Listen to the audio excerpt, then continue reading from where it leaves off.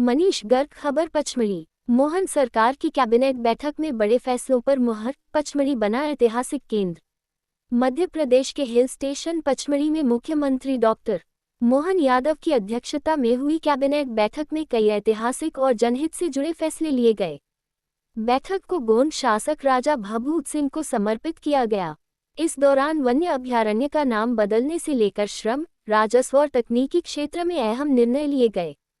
राजा भभूत सिंह के नाम पर पचमढ़ी अभयारण्य, पचमढ़ी वन्यजीव अभयारण्य का नाम बदलकर अब राजा भभूत सिंह वन्यजीव अभयारण्य कर दिया गया है। राजा भभूत सिंह को नर्मदा अंचल का शिवाजी कहा जाता है। उनका शासन और रणकौशल पचमढ़ी क्षेत्र में गौरवशाली इतिहास का प्रतीक रहा है। बैठक को उनकी स्मृति और वीरता को समर्पित किया गया। वेलनेस समिट और जनजातीय सम्मेलन की घोषणा। 5 जून को उज्जैन में वेलनेस समिट का आयोजन किया जाएगा। 7 जून को डिंडौरी जिले के बजाग में जनजातीय सम्मेलन होगा, जिसमें आदिवासी कल्याण योजनाओं पर चर्चा की जाएगी। 9 जून को पीएम मोदी के 11 साल के कार्यकाल को लेकर राज्य में विभिन्न कार्यक्रम आयोजित किए जाएंगे। श्रम कानूनों में बड़ा संशोधन। श्रम विभाग के कानूनों में बदलाव को कैबिनेट की मंजूरी मिली है। अब जहां महिलाओं के लिए सुरक्षा की पूरी व्यवस्था होगी, वहां वे रात में भी कार्य कर सकेंगी। ठेका श्रमिकों के नियमों में भी संशोधन होगा ताकि किसी प्रकार का शोषण न हो। राजस्व विभाग में डिजिटल बदलाव। राजस्व विभाग में 500 पदों को खत्म कर 1200 नए पदों का सृजन किया गया है, जिनमें विशेषज्ञों को प्राथमिकता दी जाएगी। इससे किसानों को ऑनलाइन सीमांकन, नामांतरण जैसी सुविधाएं घर बैठे मिल सकेंगी। साथ ही राजस्व कमिश्नर और लैंड रिकॉर्ड कमिश्नर के पदों को एक करने का फैसला लिया गया है।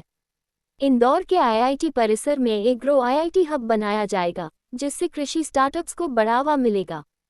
इंदौर उज्जैन के बीच मेट्रो प्रोजेक्ट की घोषणा की गई है, जो 2028 की सिंगस्त से पहले शुरू किया जाएगा। तहसीलदारों की भूमिका होगी अलग।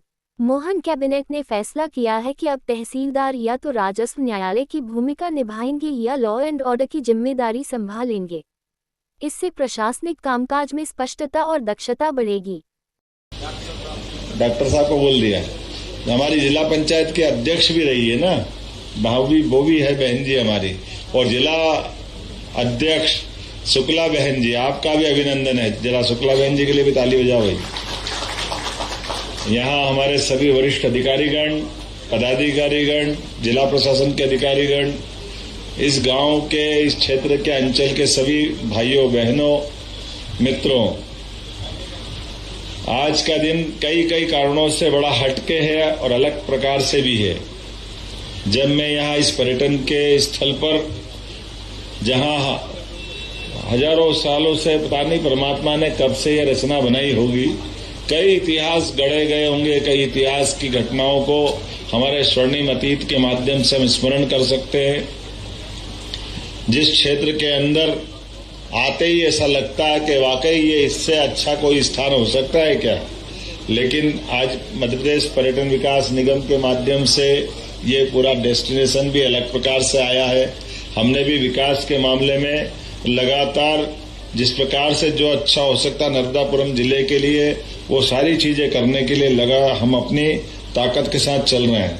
और आज जब यहाँ हमने अपनी कैबिनेट करने का निर्णय राजा भभूत सिंह के स्मरण को दोबारा समाज के बीच में लाने के लिए, वाकई एक अद्भुत व्यक्तित्व के धनी थे राजा भभूत सिंह, जिन्होंने 1 साल 2 साल जितना उनसे बना, लगातार ये जानते हुए भी कि 1857 में अंग्रेजों ने भारत को अपने इंग्लैंड के साम्राज्य में मिला लिया, लेकिन बजाय डरने के वो अपने मध्य प्रदेश और देश की देशभक्ति की मिसाल के उत्कृष्ट उदाहरण बन करके आदिवासी अंचल के जननायक के नाते से उभरे। अपने मित्र को लेकर के जिस प्रकार से उनने अपनी सेना बना के लड़ाई लड़ी, वाकई अंग्रेजों को 2, 2.5, 3 साल तक उन्हें छकाया। अपने उस सैन्य शास्त्र के अनुभव के आधार पर अपने इस क्षेत्र के अंदर महाराज शिवाजी की याद दिला दी। क्या चप्पे चप्पे से वो लड़े और लड़ने के लिए प्रकृति का भी पूरा उपयोग किया।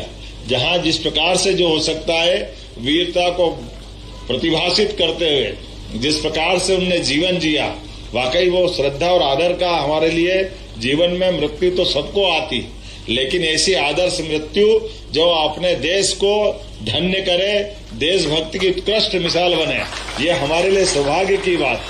राजा भभूत सिंह मरे नहीं, वो अमर है, हमारे हृदय के अंदर है, हमारे अपने सपनों में है, हमारे संस्कारों में है, इसलिए अत्यंत आदर और श्रद्धा के साथ देखे जाते हैं। आज ये खवासी समाज के भी कई सारे यहाँ हमारे मित्रगण बैठे हैं, मवासी है ना, मवासी समाज, और उनके वंशज भी है, मनीष है ना यहाँ पे, उनके वंशज भी है, मुझे मिले, उनके परिवार के लोग भी मिले।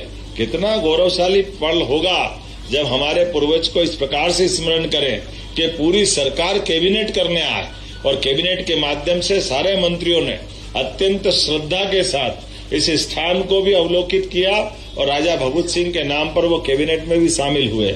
हमने हमारी सरकार के बनने के साथ यशस्वी प्रधानमंत्री के नेतृत्व में विरासत से विकास की बात करते हुए ये लगातार हमारा एक के बाद एक लगभग 1.5 साल का समय है। हमने प्रत्येक अंचल में जिनने मध्य प्रदेश को गौरवान्वित किया वो सारे क्षेत्र, वो गोंडवाना का रानी दुर्गावती का क्षेत्र हो, मालवा का विक्रमादित्य का क्षेत्र हो, निमाड़ का रानी अहिल्याबाई का क्षेत्र हो, हमारे द्वारा एक के बाद एक ऐसे जननायक को लेकर समाज के सामने उनके किए गए उत्कृष्ट कार्य को समाज में पुनः सबके सामने उस स्वर्णिम पक्ष को एक बार फिर इतिहास को जीवंत करते हुए हमने श्रद्धा के साथ कैबिनेट करते हुए उस क्षेत्र के विकास के संकल्प के आधार पर आगे बढ़ रहे हैं। जब मैं आज यहाँ कैबिनेट करने आया हूँ तो इस अवसर पर कई विकास के कार्यों की भूमि पूजन और लोकार्पण हो रहा है।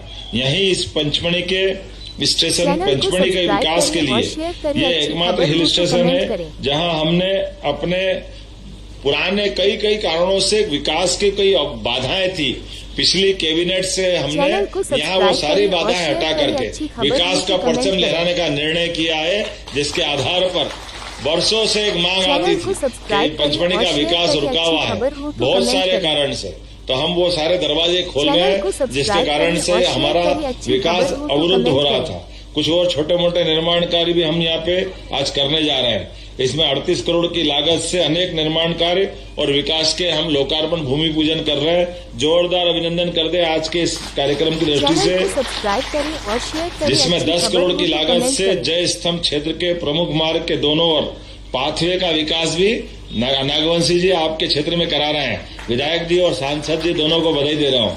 इस अवसर पर 1.35 करोड़ की लागत से पचमढ़ी की पर्यटन विकास निगम के माध्यम से सतपुड़ा रिट्रीट में किचन, रेस्टोरेंट, स्विमिंग पूल, इसका भी लोकार्पण हम करने जा रहे हैं। लगभग 60.60 करोड़ की लागत से धूपगढ़ पर जल व्यवस्था, लगभग 0. इतने प्रकार के काम है। जटाशंकर पर, पचमढ़ी के प्रवेश द्वार पर, और ये पिंक टॉयलेट के लाउंज का, अलग अलग प्रकार के बहुत सारे काम है। मैं उल्लेख करूंगा तो थोड़ा नाम लेने में गड़बड़ा जाऊंगा कि नाम हांडी खो है, कहीं क्या है, कहीं क्या है, पकड़ने में बड़ा मुश्किल जाएगा। नाम गलत बोलूंगा तो दिक्कत हो जाएगी, तो इसलिए ये सारे निर्माण कार्य के लिए एक बार जोरदार अभिनंदन कर दे। और खास बात, इनने एक और अच्छा काम किया, प्लास्टिक बाटल को फ्री करने के लिए कांच की बाटल के लिए जल प्रदाय हेतु भी एक आरओ वाटर प्लांट की भी स्थापना की। जोरदार अभिनंदन करो, वाकई ये गलत हो जाता है। इसी प्रकार से वन विभाग की भी अलग अलग हमने 11 जिप्सी का यहाँ लोकार्पण किया है। जोरदार अभिनंदन करें इस नाते से भी। इसी के साथ यहाँ पर कम्युनिटी सेंटर 500 व्यक्ति की क्षमता वाले एक तरह से कन्वेंशन सेंटर अमलतास में ये 10 करोड़ की लागत से, क्योंकि बड़े कार्यक्रम करने में बड़ी दिक्कत आती है, ऐसे में ये नया सभागार बनेगा तो भविष्य के बड़े कार्यक्रम होंगे। तो मेरी अपनी ओर से बधाई। हिल टॉप बंगला नाम भी बहुत जोरदार है। 6.70 करोड़ की लागत से होम स्टे के रूप में परिवर्तित करने के लिए आज हमने इसका भी कार्यक्रम किया है, इसका शिलान्यास। इसी प्रकार से होटल ग्लेनव्यू में भी 0.34 करोड़ की लागत से केंद्रीय नर्सरी की स्थापना की है। कुछ घोषणाएं मैं यहाँ कर रहा हूँ, जैसे कि हमने सबने देखा है कि यहाँ का हमारा पचमढ़ी का अभयारण्य का नाम बदल करके हमने राजा भभूत सिंह अभयारण्य नाम रखा है। ये राजा भभूत सिंह के नाम पर ये हमारा एक तरह से अभयारण्य अपनी पहचान बनाएगा। हमारे लिए इस पार्क के नाम बदलने से खास करके पार्क में भी एक पेड़ मां के नाम, यशस्वी प्रधानमंत्री का यह अभिनव कार्यक्रम है। जोरदार अभिनंदन करें यशस्वी प्रधानमंत्री का। यद्यपि 5 तारीख को पर्यावरण दिवस है, लेकिन हम अपने 5 तारीख के पहले ही 3 तारीख को उस कार्यक्रम में शामिल हो रहे हैं और आज अपने सारे माननीय मंत्रियों ने एक एक पेड़ अपने मां के नाम लगाया। राजा भभूत सिंह यहाँ के महाविद्यालय का नाम बदलने की बात गई। बदलना है क्या? बदलना है? तेरी आवाज अलग से ऐसी लग रही जाने क्या कह रहा है। अच्छा भाई साहब बदलना के नाम बदलना है? तो नाम बदलते हुए रखना है भैया। राजा भभूत सिंह नाम करते कॉलेज का नाम। जब हम अपने कोरकू समुदाय की तरफ देखते हैं, आदिवासी अंचल बड़े श्रद्धा के साथ देखते भोले भाले लोग, उनके जनजाति संग्रहालय की बात भी आई। ये करना है क्या? जनजाति संग्रहालय बनाना है? अच्छा तो बना देते हैं। जरा ताली वाली बजा के बताओ, ये भी हम घोषणा करते हैं। और कोरकू समाज के पवित्र स्थल पर जाने के लिए कोरकू समुदाय के द्वारा यहाँ प्रतीक्षालय और शेड बनाने की बात भी आई। ये भी करना है तो करने की घोषणा करता है। नया प्रकार का यहाँ हमारा ये पूजा स्थल पर एक शेड बनाने के लिए जिला कलेक्टर ये इसकी तैयारी कराए। निश्चित रूप से हम अपने समाज के लिए जो आप मांगोगे वो सब हम देने को तैयार है। और वैसे तो बड़ा महादेव का यहाँ पर अपना अलग ही स्थान है और मां नर्मदा की विशेष कृपा इस पूरे क्षेत्र के लिए। तो नर्मदापुरम के लिए एक और बड़ा निर्णय हुआ है। हमारा डॉक्टर साहब कहाँ है? सीतासरण जी दिख रहे हैं मेरे को। बैठो आप तो। आज आपका वो लॉजिस्टिक पार्क का बहुत पुराना अटका हुआ मामला 2011 वाला, उसको भी मंजूर कर दिया है। वो नए प्रकार से पूरे क्षेत्र के लिए एक बड़ी सौगात लेके आएगा। जहाँ इटारसी एक तरफ बड़ा जंक्शन है आने जाने के लिए, ऐसे में लॉजिस्टिक पार्क का एक बड़ा प्रोजेक्ट मंजूर करके, जैसे पिछले समय हमने कहा विजयपाल सिंह जी आप ही के क्षेत्र में करी थी वो इंडस्ट्रिया है ना, पूरा क्षेत्र बदलने वाला है। अब इतनी डिमांड जबरदस्त रूप से आ रही है कि पूरा क्षेत्र बदल रहा है।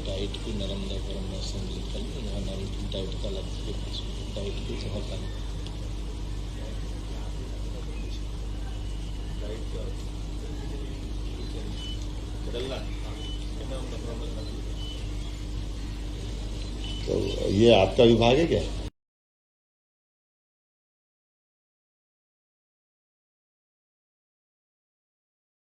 वालों को फायदा हो जाएगा। अब मेरी मुश्किल क्या है कि एक बाप के 3-4 बेटे रहते तो एक कह के ये दिलवा तो दूसरे को भी तो पूछना पड़ेगा वो क्या कह रहा है, उसको कठिनाई तो नहीं है। मैं आपके मामले में विचार करूंगा, जरूर बात करके देखता हूं। अगली बार अभी 14, 15, 16 में आ रहा है ना, फिर उसको निर्णय करेंगे। मेरी अपनी ओर से विकास के लिए जो हो सकता है वो हम सब करेंगे। एक बार फिर पूरे कार्यक्रम के लिए मैं बधाई देना चाहता हूं और उम्मीद करता हूं कि ये विकास के क्रम में इस प्रकार से लगातार हमारा ये क्रम जारी रहेगा। खासकर यहाँ पर आने वाले समय में इंडस्ट्रियों की तो बड़ी संभावना है ही, लेकिन यहाँ टसर रेशम, मलबरी रेशम, इरी रेशम, मूंगा रेशम, जिनको गोल्डन सिल्क के नाम से जानते हैं, वाकई अद्भुत होता है। यहाँ पर जो पिछली बार रेशम के कीड़े वगैरह दिखाए थे, ऐसा लग रहा था कि ये कौन सा काम है, लेकिन वाकई अद्भुत काम है। मैं उम्मीद करता हूँ कि आने वाले समय में हमारे ग्रामीण और कुटीर उद्योग मंत्री भी यहाँ बैठे हैं, तो आपके माध्यम से और लोग आएंगे टूरिज्म की दृष्टि से, तो जरा वहाँ दिखाने भी ले जाना। टूरिज्म के हमारे PS ICS बैठे हैं, इसकी चिंता करेंगे। और यहाँ खास करके गेहूं, सोयाबीन और फसलों को लेकर भी बड़ी संभावना है।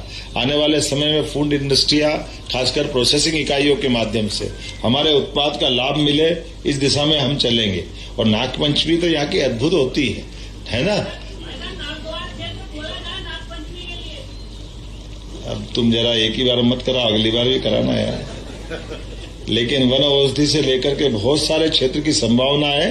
निश्चित रूप से हम मिलकर के और काम करेंगे। बहुत बहुत धन्यवाद। भारत माता की जय।